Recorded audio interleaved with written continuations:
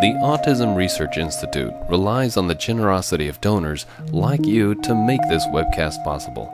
If you enjoy this presentation, please consider making a donation. Thank you.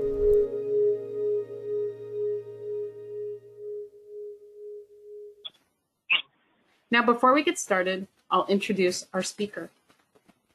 A professor of special education at Adelphi University, Dr. Stephen Shore was diagnosed with autism in early childhood. He recounted how his parents encouraged his strong interests and engaged in helping to teach him communication skills, both of which ultimately led to his success in school and job opportunities. His love of bicycles and strengths in disassembling and rebuilding things led him to become a bicycle mechanic as an older teen and in college.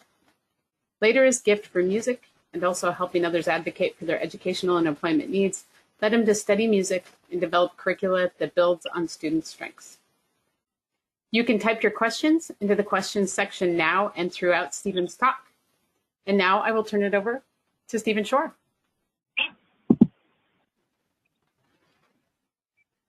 All right, thank you, Denise. It's a pleasure to be presenting for the Autism Research Institute. I believe the oldest organization devoted towards research into causes and developing supports for autistic individuals, possibly in the world, as founded by Dr. Bernard Rimland and now being run by Dr. Stephen Edelson. So I'm here to talk about promoting successful transition to adulthood for those of us who are on the autism spectrum and looking at it from a strengths-based point of view. So before we begin, it's important to recognize that we are in a time of pandemic, and the questions always are, what can we do? Or at least the way I look at it is the big three questions are, what can we do to maintain routines for autistic individuals and everybody else as well? And for those that can't be maintained as they are, what adjustments can we make to make them as close as possible to what we've been used to? So for many of us who were going to work, we are now, I'm giving a webinar. We now do the same work, except it's at home. So that's an example of adjusting a routine of doing the work at home instead of wherever it was located.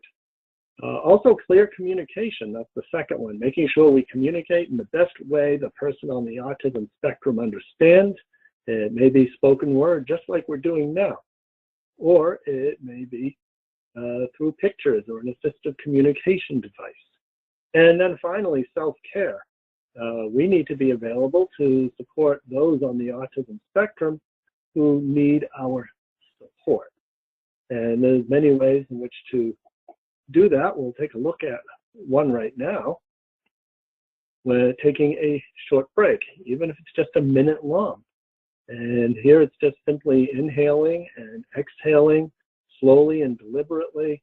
And as you inhale, you breathe, you think inhaling calm from the environment and exhaling stress out of your body.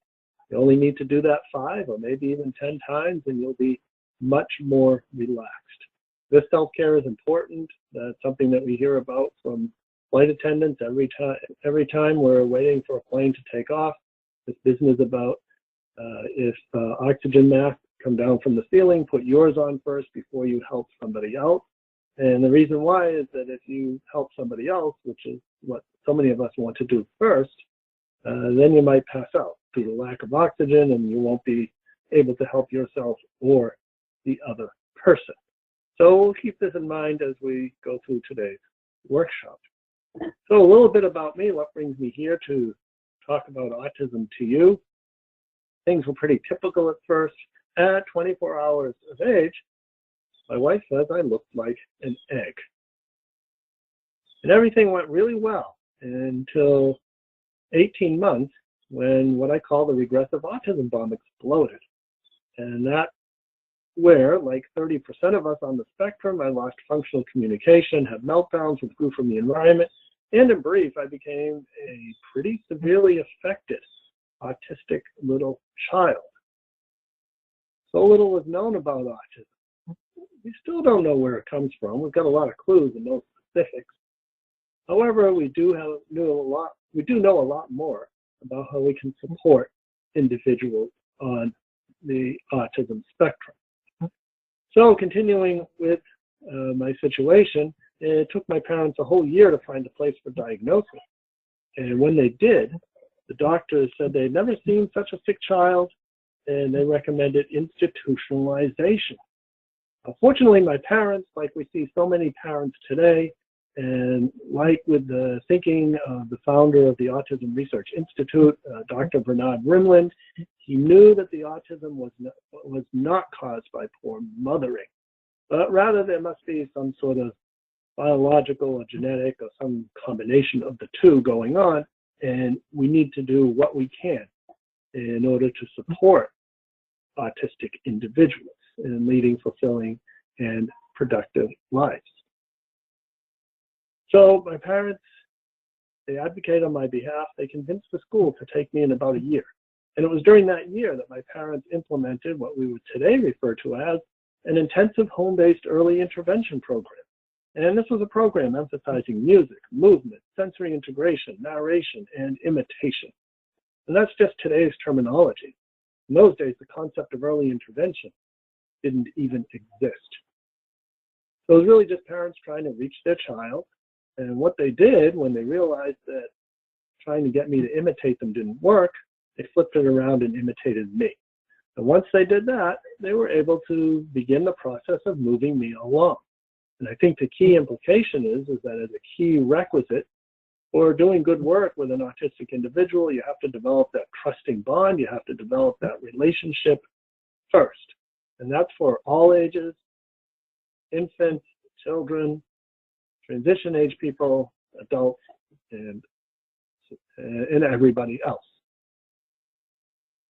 So with the work my parents did, speech began to return at age 4. I believe we have the technology, we have the know-how, we have the wherewithal, so that autistic individuals leading fulfilling and productive lives can become the rule rather than the exception. So we can turn away from the closed door of disability, disorder, and deficit as a way of thinking of autism towards an abilities-based approach and asking the question, what can the autistic person do? And when we are able to align strengths and abilities of autistic individuals to things valued by society, rather than autism being a bomb, autism becomes da bomb. So how does autism become da bomb? Well, let's take a look at an example of maybe someone like Robert, who might have been diagnosed with autism level 1. We used to call that Asperger's syndrome. And his job is to provide transportation information to lost patrons at Penn Station. He's a young adult, still transitioning towards, I guess, full adulthood, or whatever that means. And as we consider the characteristics of autism, and so often we hear about these characteristics as deficits in social communication, restricted interest, repetitive emotions, sensory issues. Let's reframe how we look at these characteristics just as they are and find ways to work with these characteristics. So what are the implications for employment? As we think about the communication style of those of us who are at autism level 1 or would have been considered as having Asperger's syndrome, we tend to be detailed, factual, data-driven, truthful, repetitive. I think you get the idea. But then again, how many times have you asked someone to repeat directions when you're lost? Would you prefer your directions given to you in a detailed, factual way? So I think the communication style works. Social interaction, it's a brief greeting, a request for directions, and then the person says goodbye. That works. Where does Robert get his information? His coworkers have to look it up in a reference. Because this is a highly focused interest or a passion of his, he's memorized all this information. He can access this information much faster than everybody else. So because this individual is on the autism spectrum, he has these characteristics, he outperforms his typical coworkers. And this is how we need to be taking a look at the characteristics of those on the autism spectrum who are transitioning to adulthood. And again, when we can do this, we can have great success. All the autistic people I know who are successful have found a way to parlay their interests and strengths into, again, something that society values. Temple Grandin, the most well-known autistic person, she's got this fascination with humane cattle processing, and she's even more famous and well-known in the cattle processing industry than she is in the autism world. So getting back to my situation, I entered the school that initially rejected me. I get reevaluated. Instead of being considered as psychotic, I got upgraded to neurotic. So things are looking better in the world. I was discovered taking apart watches with a sharp knife by my parents. My parents, upon noticing this, they didn't look at the closed door of disability, disorder, and deficit, but focused on the open door of ability, and soon provided all kinds of other devices to take apart and put back together again. So looking at strengths, looking at ability. Why am I talking about a 4-year-old when we should be talking about transition? Well, we need to start thinking about transition early. I've never quite understood why we would wait until 14 or 16 and spend only those few years planning the rest of another person's life. Of that person's life. But we should be thinking about what are the strengths, what are the abilities, and how might they play out for future areas of study or possible employment later on. At this time, maybe it would have looked like I could have been a watchmaker, possibly would need a lot of support in communication and living as an adult, but at least that's what it looked like at that point. And had things gone differently, maybe that's exactly what I would be doing. And also my parents were building a sense of self-awareness, which is critical to developing a sense of self-determination, which is vitally needed as autistic and everybody else transitions into adulthood, making good adult decisions. Here's a couple areas for support. Learn Autism is a new one, a parent-driven, research-based autism video autism portal, a lot of good information. And like with so many, just about all the organizations I can think of, maybe even all, initially started by and sometimes still run by parents of autistic individuals. It really takes a parent in order to get something done. Education, we're spending so much time with education and becoming ad hoc teachers for students who were in school. So here's an amazing spreadsheet of dozens, probably hundreds of companies that are providing free material to teach and support that autistic child at home. So moving on to age 6, kindergarten, was a social and academic catastrophe. You know what happens to people who are different in grade school. I guess repeating the letter B over and over again did not endear me to my classmates. These days we know a lot more about helping a person on the autism spectrum better interact with their classmates, and at the same time school systems are beginning to realize that bullying is not a developmental phase that people need to go through. Academically, I was about a grade behind in most of my subjects. I would spend most of my time reading books on my favorite areas, such as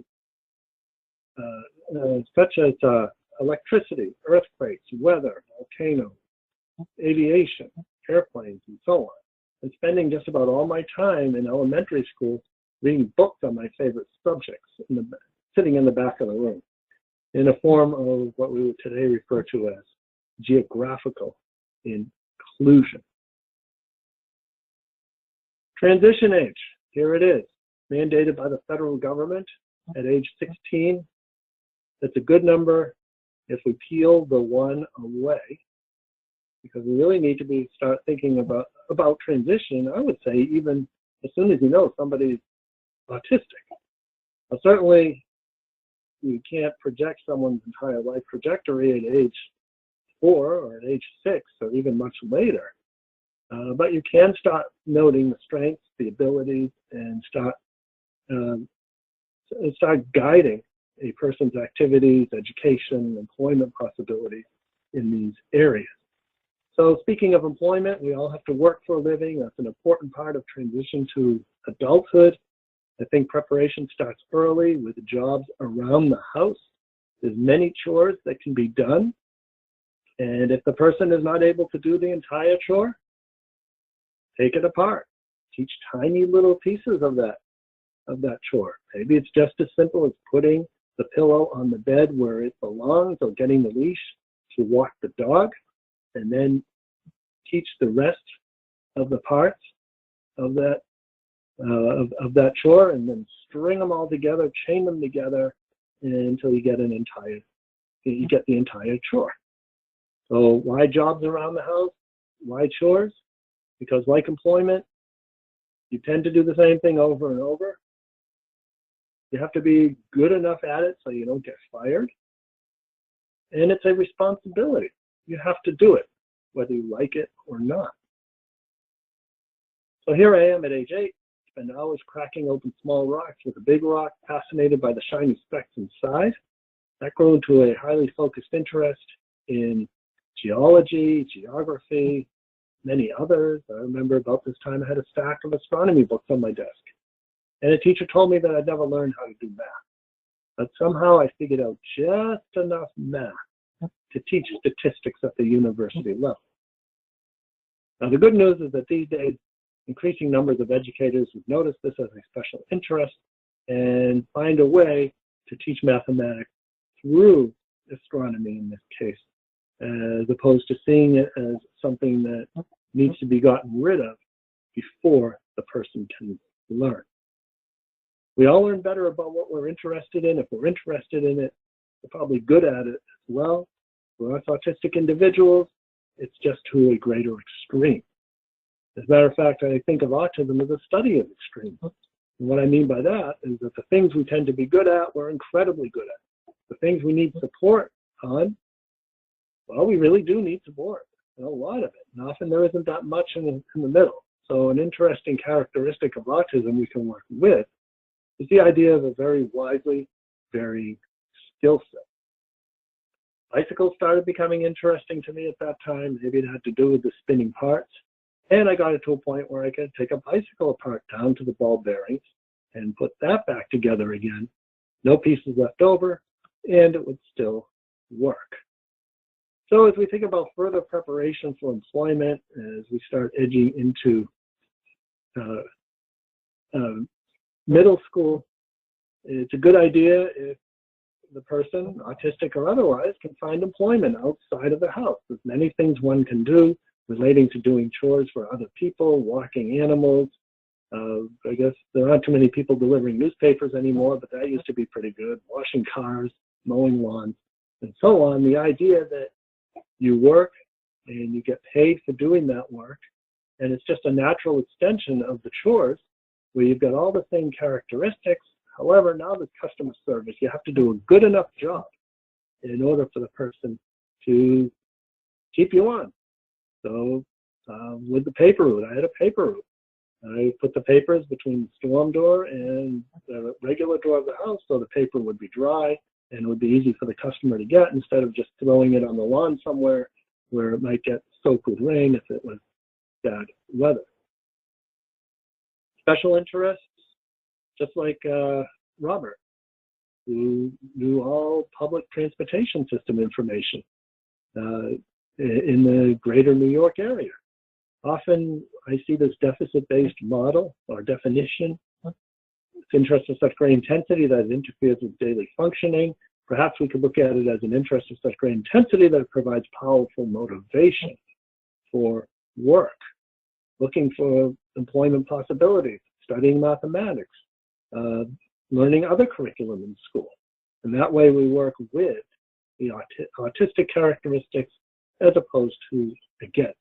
So it's like moving from awareness of autism, we know it's here, we recognize it when it's in our midst, moving to a second step, which is acceptance of those autistic characteristics and finding ways to work with as opposed to against them. There's a couple more A's too, as I talk about the 4 A's of autism. First, awareness of autism, as I mentioned, acceptance, the idea that we work with the characteristics. Appreciation is where autistic individuals are valued for what we can contribute to society. The large IT companies are an example, actively seeking autistic individuals as their employees because they know that a good number of us, not all of us, not even a large minority, a small minority of us are really good IT geeks, but big enough in order for software companies to take note. And so whenever I hear about companies hiring autistic geeks, my question always is, well, what about everybody else who have skills in other areas, and also those of us who need more supports but can still be gainfully employed as we transition to and become adults? These are some of my special interests. They come and they go. Sometimes it's more than one of them at a time. Make sure you get them all because there will be a quiz at the end.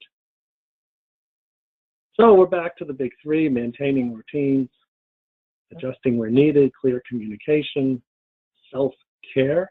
So for me, for example, my routine, I'm at home, but I still have to teach every single day or do something related to school.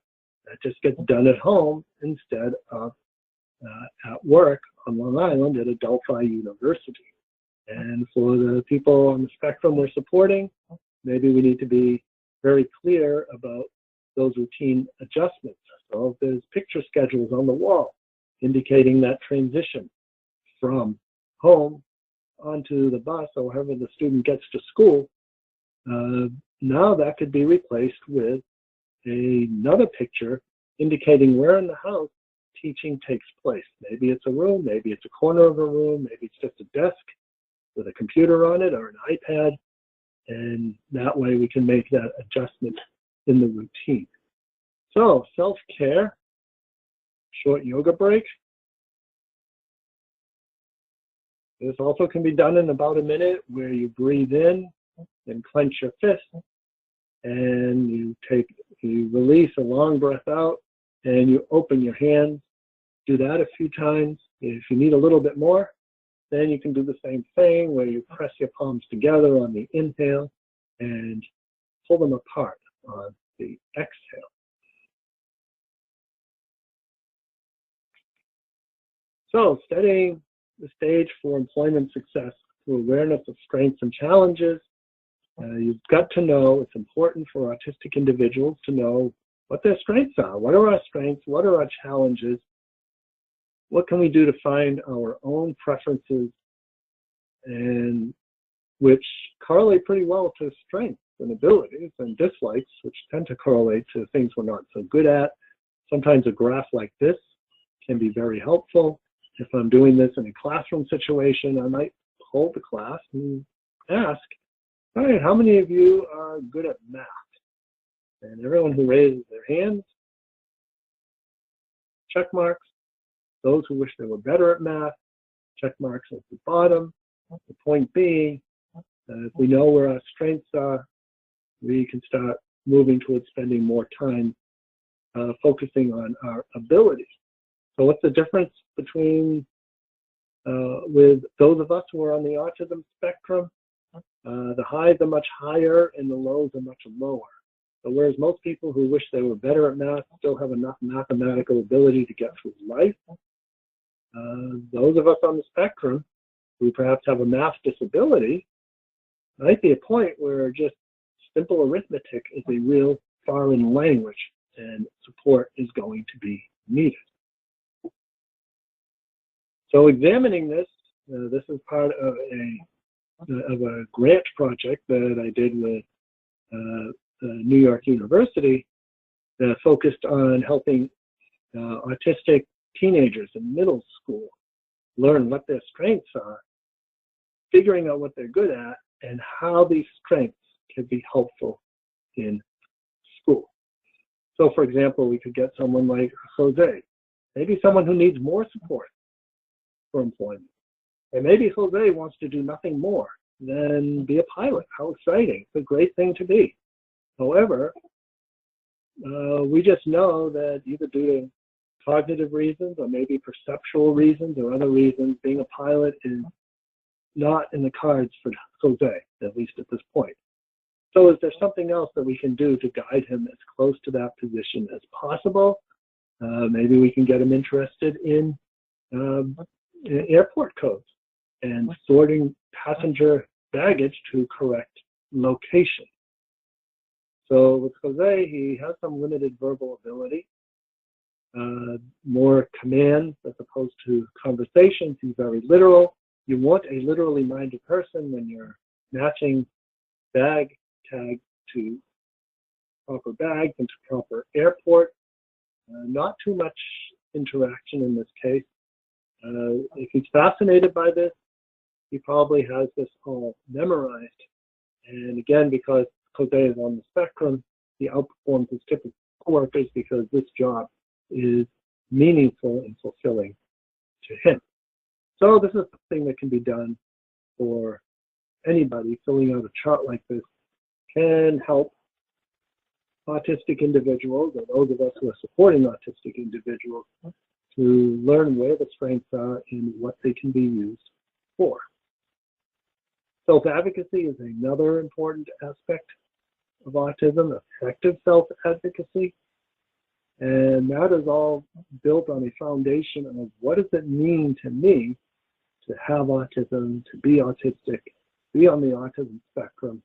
And as I think about disclosure, it begins with helping the person on the spectrum understand what it means to them to be on the spectrum. And I had a situation where I was working with a child since age 5.5, giving him music lessons, and his parents refused to use the word autism in the house because they knew with enough intensive activity with early intervention, the Asperger's syndrome right out of him. We fast forward to the teenage years, he's still on the autism spectrum. And his parents realized that he needs to be told. They asked me to do the deed. I said, well, it's a dirty job and John Wayne ain't available, so okay, I guess I'll do it. In response, I developed this 4-step approach that began with awareness of its strengths. Started the next lesson by talking about its strengths in music, graphic design, and computers. We got that pretty quick. We can use any type of communication that that person uses to get this idea across. Then we moved on to racking up strengths on one side of a sheet of paper, challenges on the other, seeing where we can match them up. We decided since he was so good at computers, oh, why should you be writing your papers by hand if penmanship is so difficult? Then we looked at other people's characteristics with the idea that different people have different strengths, different challenges, and we all use our strengths to lead fulfilling and productive lives. I then moved on to presenting the label. I talked about scientists and doctors who study people's characteristics, and it so happens to be that your characteristics line up with what is known as Asperger's syndrome. This was very fast. It took only 20 minutes. He said, enough of this. Can we get back to the lesson? I didn't know if he understood what we were talking about. 3 weeks later, I asked his father, how'd your son do? And Dad said, my son loves having Asperger's syndrome. So it worked. And now he could work with his strengths and ability and know what he needs to advocate for when that time comes. So self-advocacy, often something that people do automatically. We don't think about it. But for autistic people, may need to break it down into its parts. So for example, a typical person. You're lost, you ask someone for directions. Here's the whole set of directions. Of course, you're going to remember them all, but in case you're not, there's a 3-step process where you suddenly realize, boy, there's way too much to remember. I'm not going to remember all that. You ask for an accommodation. Can you wait a moment while I get something to take this down? Then you say, okay, thank you. You give a reason why. I'm not going to remember it all. So what you've done is you've scanned the environment for challenges. You've advocated for yourself in a way that somebody else can understand. And you've also given the reason why, which is a form of disclosure. So these 3 components are what make up a successful self-advocacy effort. There it is. So, for example, for me, standing under recessed lighting fixtures is like looking into a spotlight for most other people. So if I'm in a place where there's recessed lighting fixtures, say a supervisor is showing me an office that is lit with recessed lighting fixtures, I will scan the environment, realize that, well, this isn't going to work. Now I've got to advocate, and that's where my hat comes in. Many of you may think that this hat's a fashion statement. And of course, it's always good to support your university, Adelphi University, whenever possible. But in fact, it's an accommodation. Because for me, standing under recessed lighting fixtures is like looking into a spotlight for most other people. So back to the example. Gee, Mr. Supervisor, I wonder if it's okay if I wear a hat in the office, even though nobody else is. So that's the advocacy. 1 or 2 sentences, supervisor can understand, can provide support. Actually, I've got my own hat. He doesn't have to provide anything. And now I have to give a reason why. The reason why I'm asking for greater understanding or accommodation. Well, those lights give me a headache. And if I can wear a hat, I'll be much more productive for your office. So I just did what is known as a partial disclosure. I focused on the specific aspect of autism that's causing a challenge at this point, as opposed to talking about autism itself, because that may just be too much information and also be distracting. Page 10, I was awfully concerned about the letter E, because I heard that before adding ing to a word, you have to drop E. And wasn't that E going to get hurt when it fell to the ground? I had a friend who said he felt like a pizza. He didn't look like one, he didn't smell like one. So there were some issues over there as well. I remember a session being interrupted by an announcement. The principal had lost his mother. But what does that mean? It made me think of what my parents would tell me when I lost something. It's in the last place you left it, which I always thought was a silly thing to say, because if I knew that, I wouldn't ask them. However, I thought if it was good enough for my parents to say to me, maybe I could be helpful to the principal, who I really liked, if he thought really hard as to where he last saw his mother. Well, anyways, it didn't go well at all. It appears that we're being rude, we're talking back, being disrespectful, and maybe that we're interpreting the environment literally. As according to research, we have difficulty perceiving nonverbal cues, body language, and that makes up to 93% of the total interaction package. So we may only be getting as little as 7% of the meaning, just words. Ask one of us to hold the door, well, you know what you get. That's what we'll often think. Tell one of us that you'll get to your question. You'll get to our question in a minute. Guess who's counting the seconds? So we tend to engage in black and white thinking. And in many cases, that can be a good thing to do.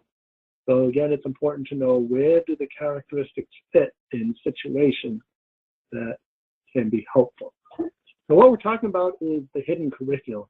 And that's something that all of us need to learn, especially as we go through transition to adulthood. We can think of them as the unspoken rules of society. Nobody talks about them, and they remain safely hidden until you break one of those rules, like telling the principal, suggesting to the principal that if he thought real hard as to where he last saw his mother, that wasn't the way to go. These are not written anywhere. So we need direct instruction. More about the hidden curriculum in Brenda Miles and colleagues, the book with the title Hidden Curriculum. And it's now become a whole series. So hidden curriculum, it disappears pretty quickly. So what we're talking about is it's everywhere, and even in the men's room. So if you're in a situation like this, there's all kinds of rules that us men have to follow in order to remain safe in a public restroom, relating to distancing, relating to where we look or don't look, or even taking the option of using a stall instead of a urinal. So as we look towards doing a better job, here's an example of my first formal job in a noisy, busy restaurant cleaning tables. And it was just too overwhelming. I realized that I needed to find something else to do. A change of plans was required. And I thought, well, what do I like to do? What am I good at? Bicycles came to my mind. I got on my bicycle that I built from the ground up. I made the rounds of all the bike shops in the area. I'd locate the store manager, and I'd nerd into my bicycle with him, talking about things that only bike geeks and bicycle store managers and mechanics would know about. Then after a period of time, I'd ask him for a job. It took about 11 times. On the 12th time, I got hired. And what I realized that I did is I used the portfolio method of bringing my work to the person who has the ability to hire, and sidestepped all of those hidden curriculum, unspoken rules that come with successfully getting through a job interview. A job interview is one of the most social things a person can do. And that's challenging for us. So many rules to remember. Sure, we can learn them, we can act them out, but if we're so busy thinking of the rules, well, you see, you pump a person's hand 3 times, not 5, not 10. And if we're thinking about that, then there's less available to focus on the job itself. So by turning away from the closed door of what didn't work and trying to what didn't work, I was able to find something that did work. And as a bicycle mechanic, I could regulate my sensory input by staying in the back of the shop, fixing bicycles, or I could go to the front and perseverate on bicycles to people who walked in, except I think the store manager called it selling bicycles. And I carried that later on in school when I got to college, where I plastered the entire campus with thousands of these signs. Soon I was getting all these calls, and I'd have up to a dozen bicycles in various states of assembly, disassembly, and repair in my dorm room. I could stay in my dorm room on a Saturday, and it would be a great way to come out with $200 at the end of the day. Definitely more interesting than working as a security guard in the dining commons or some other work-study type job. So as we think about achieving employment success, again, it's important to look at the characteristics and work with them and appreciating them. So sensory issues. I know a fellow in Florida who doesn't talk much. He needs a lot of support, and he likes to do nothing more than take laundry out of a dryer and fold it up with perfect creases. He does it so fast his hands are a blur. Now this person would like nothing more than to help you with your laundry too. However, you'd have to pay him to do it. That is his job. He does this all day. A job like this would probably bore the daylights out of most people.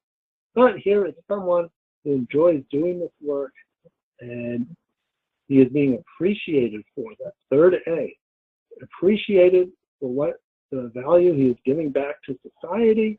And then there's the 4th A. I said there were 4 A's of autism. That 4th A is action. And action is the glue that ties those 3 A's together, whether it's action that's required to become aware of autism in the first place, whether it's in yourself as an autistic person or someone you know or you're supporting. It's accepting those characteristics and finding ways to work with them as opposed to against them. So in other words, it's the difference between if you're good at math, then you can use the flight simulator for the last 10 minutes, to working with this interest. Oh, you're having difficulties in math. I know you love the flight simulator. Let's find a way to teach math through using the flight simulator. And then moving on to appreciation, that 3rd A, and acceptance, A number 4. Now, as I'm talking about a strengths-based approach to looking at autism, what about those challenges? Well, we can't ignore them. If there weren't significant challenges to being autistic, we wouldn't have the Autism Research Institute, and we wouldn't be here trying to figure it all out. So we still need to address and accommodate for those challenges as well. So taking a look at those personal characteristics, thinking about job attributes, and what possible positions that might match up with these employment opportunities. There's a real good DVD by Coulter Videos, coultervideo.com, where Dan Coulter, who is also autistic, see, it takes an autistic parent with an autistic son, does this great video where he follows 6 autistic individuals who are working in competitive employment, and they're earning their keep, and they're doing a better job at what they do, better than most other people, because their abilities have been matched to employment. So part of transitioning to adulthood often is college. And so often we want to make sure that this doesn't happen, where we have a person, those of us who are making it to college, which is happening in ever increasing numbers, because as we become more aware of autism, more research is done about autism, the interventions and education gets better, and we're seeing more and more autistic students at the college level. And the question is, how are we going to provide supports for these individuals? I remember the first day at Adelphi University when I started 12 years ago. I met this fellow who, well, it's clear to me he was autistic. And I thought, well, we'll get to know each other a little better, and then maybe we'll talk about autism. On day 2, the student assistant disclosed to me that he was autistic. He had flunked out of 2 universities, but now he was getting a 4.0 at Adelphi University, because like with ever increasing number of universities, we have a program that supports students on the autism spectrum to be successful. The expectation from these students are the same as everybody else, and they receive additional support in order to be successful in school. As we think about transition, high school to college, it's important to know what the differences are as well. Transitioning from the Individuals with Disabilities Education Act, where it's up to the school to advocate for children with disabilities, to college, where there are fewer responsibilities for the college, but they're definitely there. And secondly, college, people who have graduated from grade school fall under the Americans with Disabilities Act, which means, amongst many other things, one key difference is that it's a self-serve model. Students at Adelphi have to advocate on their own. They have to find the Student Disabilities Office, or we call it the Office of Student Support. They have to find the Bridges to Adelphi program and advocate their case, essentially is what it is. So we've done some research on our program, and we found that the students in the program have a higher grade point average than the rest of the student population. Another interesting thing is that students involved who are getting supports from the Bridges program are also have a better retention. So they're sticking around longer. They're finishing their degrees at a higher rate than the other students. So that brings 2 things to mind. Number one, are there things that we should be providing to the rest of the population so that they can benefit? What are we doing for those students on the spectrum that's allowing them to achieve at a higher rate than everybody else? And should that be provided to others? And the second thing that comes to mind is often what is good for autistic individuals in terms of accommodations, flexibility, modifications, and so on, tend to be good for everyone else. Some other key differences in terms of transitioning from high school to college: less time in class, more time doing work. College tends to have a larger physical plant as well. Many other differences that are important to keep in mind. Another important aspect to keep in mind is that colleges are educational and not rehabilitative institutions. And this is a quote from Laurie Wolf, who is director of student support at Boston University. And that quote recognizes from Laurie that, well, not everybody is ready for college at this time.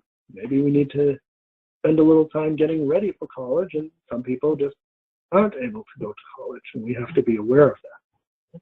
So by involving the student in their education, their IEP, the individual education plan in grade school is a great way to prepare for educational and other self-advocacy later on, and possibly by working with an accommodation menu like you see right here.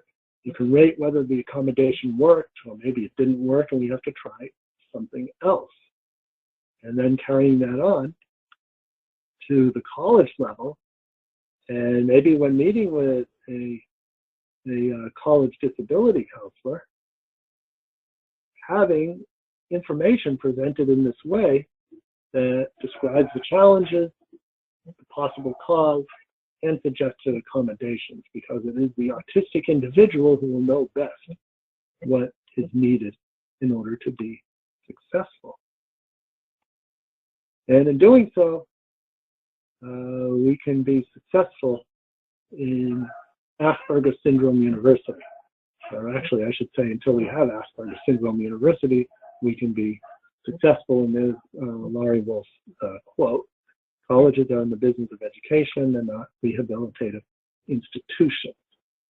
So more about supporting students who are transitioning to adulthood at the college level is in a book that my colleague Pavan John Anthony and I were both standing and looking over some books there on the right, where we combine powerful stories of students with disabilities.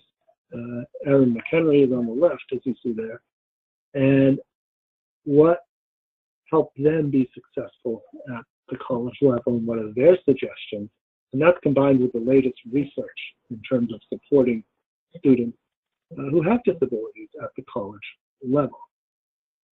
Other aspects of transition that are important to keep aware of: relationships and sexuality, breaking through these common myths of autistic people having little or no interest in sex, or being hypersexual, or anything else related to sexual relationships.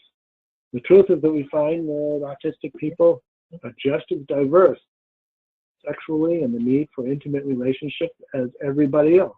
So everything we find in the general population, we find in the autistic population as well. However, we're challenged by having less interaction with primary information sources, usually our classmates, because we spend less time with them. So the good news is that we can learn these things with proper support. The challenge is many people get kind of squirrely talking about this important part of life. So as an adult, I entered college. That was a utopia. No more bullies. I wanted to ride my bicycle at midnight. I could find someone just as strange as I was to also ride at midnight. Dating occurs in college. Nothing I could really figure out. They got a lot more supports in that area now than they did then. I remember as an undergrad, after spending a lot of time with this lady, she told me that she really liked hugs and back rubs. And I thought, well, gee, she's got this brand new friend, and she doubles as a source of deep pressure, just like a Temple Grandin squeeze machine. Well, I guess she had other ideas. And after a lot of conversation, I realized she wanted to be my girlfriend, but I wasn't interested at that time. However, that did tell me, made me aware that there was this whole area of what we call nonverbal communication, which guess what became my next focused interest. Hours reading books on body language, nonverbal communication, dating for dummies, and so on. And by the time I got to graduate school, after spending a lot of time with this lady, initially reviewing each other's homeworks, then doing things socially, and then one day at a beach very much like this, she gave me a hug, a kiss, and held my hand. And now I had the social story down. If a woman hugs you, kisses you, and holds your hand all at about the same time, then it probably means they want to be a girlfriend. And if that's the case, you better have an answer right away. And the answer could either be yes, it could be no, or it could be further investigation and analysis is indicated. Both seem to be a good thing to do, and we are now celebrating today, this very day, our 30th wedding anniversary. We have been married for 30 years as of today, and you can find more about what life is like on her side of the spectrum in my autobiography, Beyond the Wall. And now as an adult, still think I have some transitioning work to do. But anyways, as an adult, I spend most of my time in a sheltered workshop for people with Asperger's syndrome, where we spend months, years, and lifetimes perseverating on topics that most people don't want to hear about, but we talk about them anyway. Sometimes social interaction between community members could be improved. Many people refer to this place as a university. If you want to find undiagnosed people on the spectrum, just check out your professors. Oh, back to Robert. Let's close out with Robert. Robert the Wayfinder, the guy who gives transportation system information to lost patrons.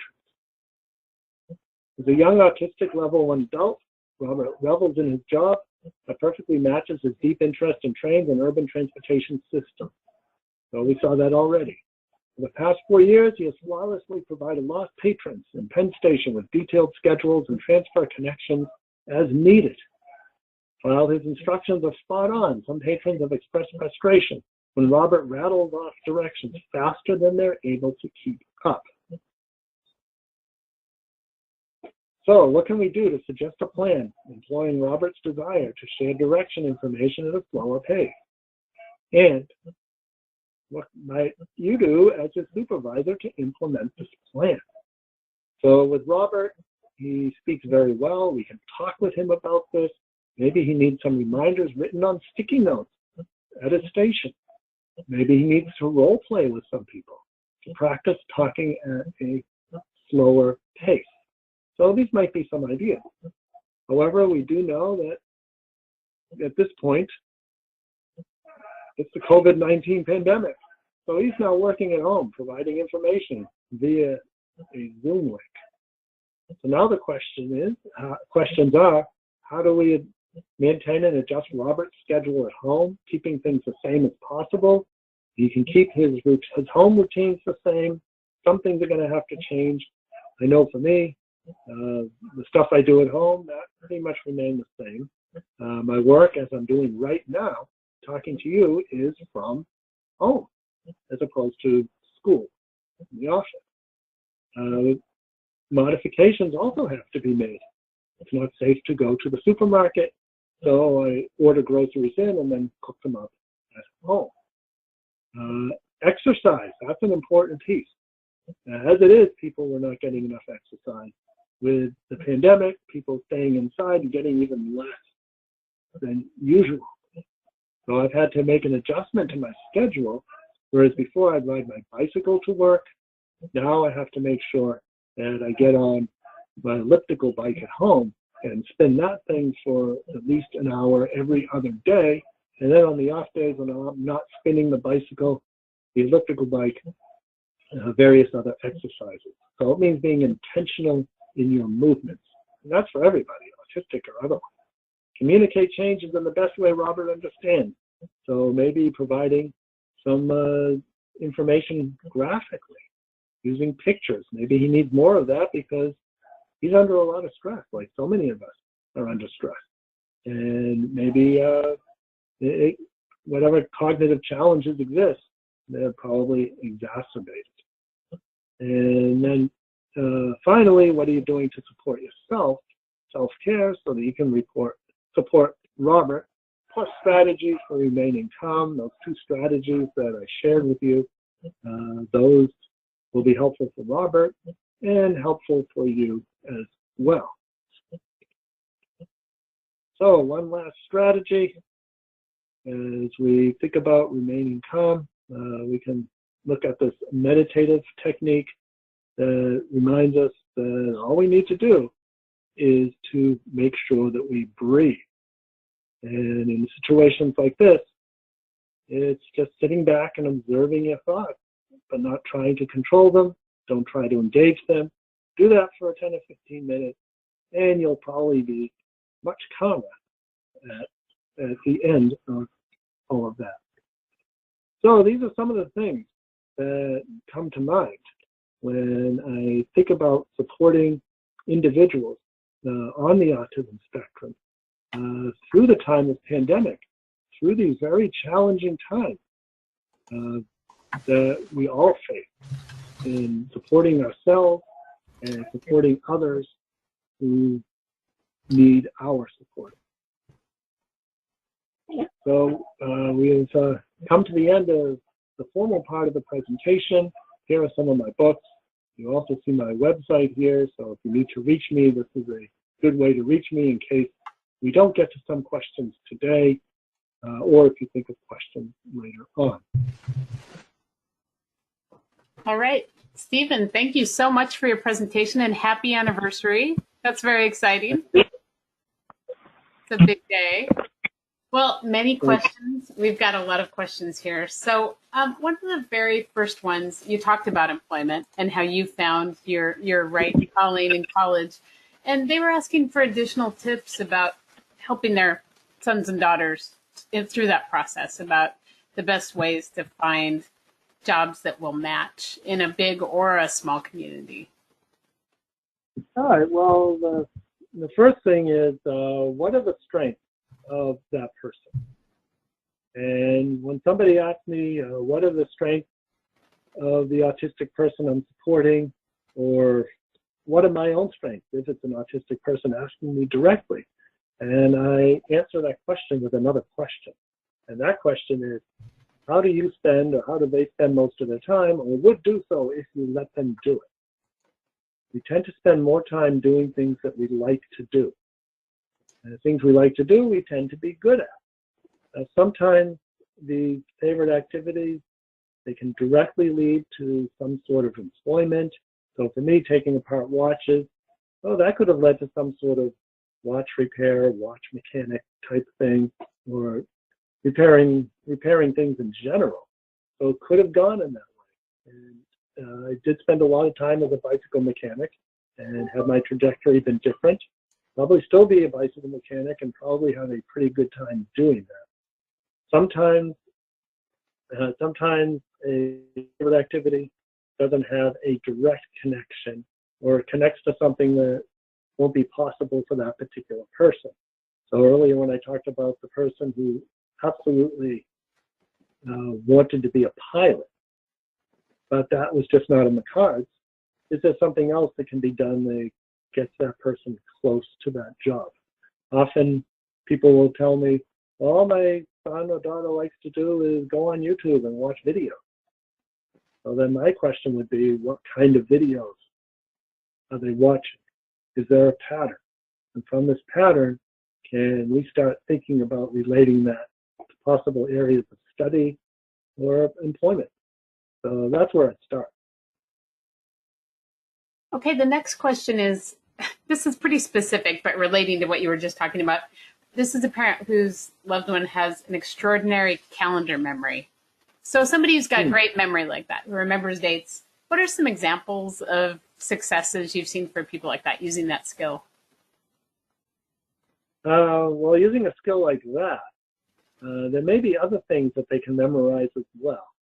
It could be, for example, matching luggage tags to proper luggage and making sure that the airport code it's the proper airport code. That could be one.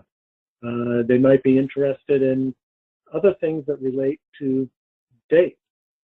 Maybe working in a hotel and taking room reservations for specific dates, or anything else that relates to these needing to know dates. So these are just some things that I'd look at or consider. Okay, so when you were young, Stephen, and as you grew, how did your family encourage you to connect with people outside of your family? And I know it was a different time then, so how did they get these resources? How did they figure out what you needed? I think just by observation and working with me. So, and they did a sort of homeschooling, which I guess now it's advantageous to be able to do that. So when I was interested in chemistry, they bought me a chemistry set, and they just hoped that I didn't blow up the house. When I was interested in astronomy, they got a telescope, and sometimes we'd stay up late at night, or they'd wake me up late at night to look at things up in the sky that were interesting. When I was interested in collecting seashells, we'd spend a lot of time taking these shells and gluing them into boxes and then writing their English and Latin names underneath. So it's being involved with your child's interests and then taking them from there. Another interest being music, as I mentioned before. My parents would find musical ensembles in the area and then drive me to them so that I could play in the community band or orchestra or whatever it was. Okay. So this is a person I've got a couple parents who have written in who want to support their loved ones. They're transitioning, they're actually in middle school. And one is about picky eating, about really just like eating refusal during that age. If you had any peers or had any experiences with that. And then the other one is about wanting to wear the same clothes every day. So every single day going to middle school in the same clothes probably isn't the best social choice. So do you have advice about how parents might sensitively approach these things? All right, well, the first one I didn't quite get because I think there was a dropout, but I can certainly talk about clothing. Due to sensory issues, it can be hard for us to find clothing that works. So what I do and what a lot of other people do is if they find something that works, it could be shoes, could be pants, shirts, whatever it is, we'll buy 10 of them. What we'll do is, especially when you're dealing with shirts and other clothing, is that we can buy different colors. So there's a certain pair of pants that has the right combination of cotton and maybe some other material, or just somehow that's the way they feel. Perhaps we could find more of these that are in the same color. And it's also important to identify what is it about the clothing that's attracting the autistic person. Maybe it's just as simple as the shirt that they like and that they're wearing every single day is made of cotton and it has a printed tag on the back as opposed to one that irritates the back of the neck. So then the parent can focus on finding shirts that have printed rather than tags that are on a little flap of material. Okay, the first part of the question was about picky eating or just eating refusal at that age, sort of that onset of puberty and changes with that. Do you have any experience with that, or have you got any observations about that? Well, my parents, I had to at least try something, try what was on my plate. And for someone who is super sensitive, it may start with just having the food be on the plate, but you don't have to touch it. And then from there, progressing to you put the food on the fork or the spoon, you touch it to your lips, but no, you don't have to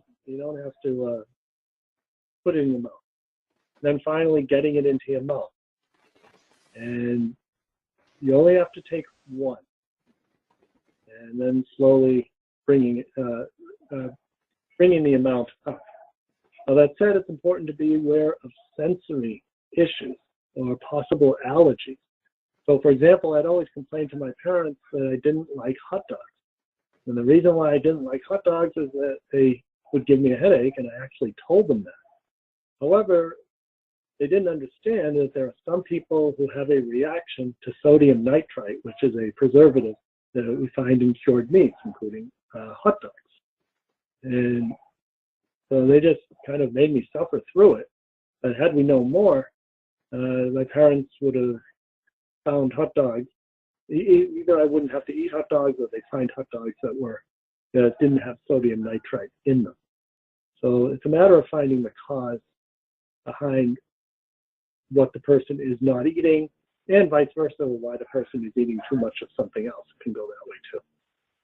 Okay, here's a question about hyperlexia. So you mentioned that you were an avid reader.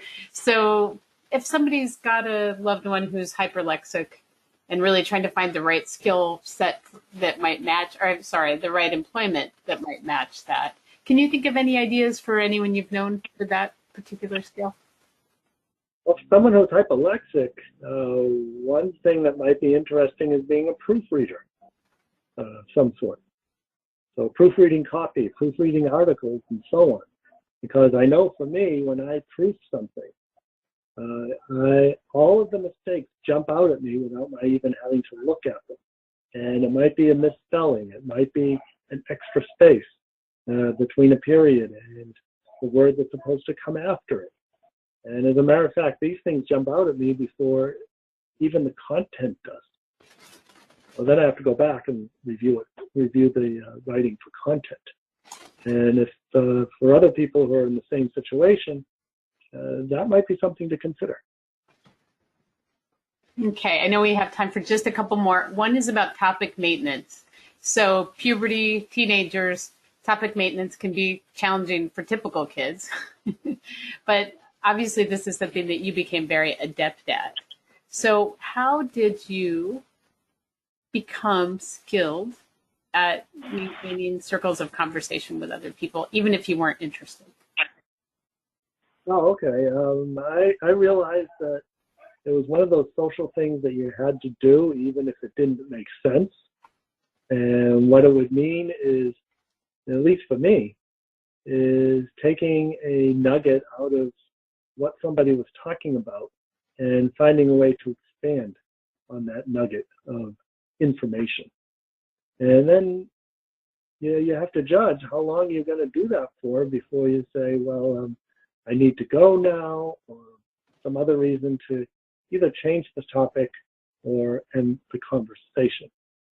So it is an important skill to have, but it's also important to realize that it's not something that you have to engage in forever should you end up on a topic that you're not interested in talking about.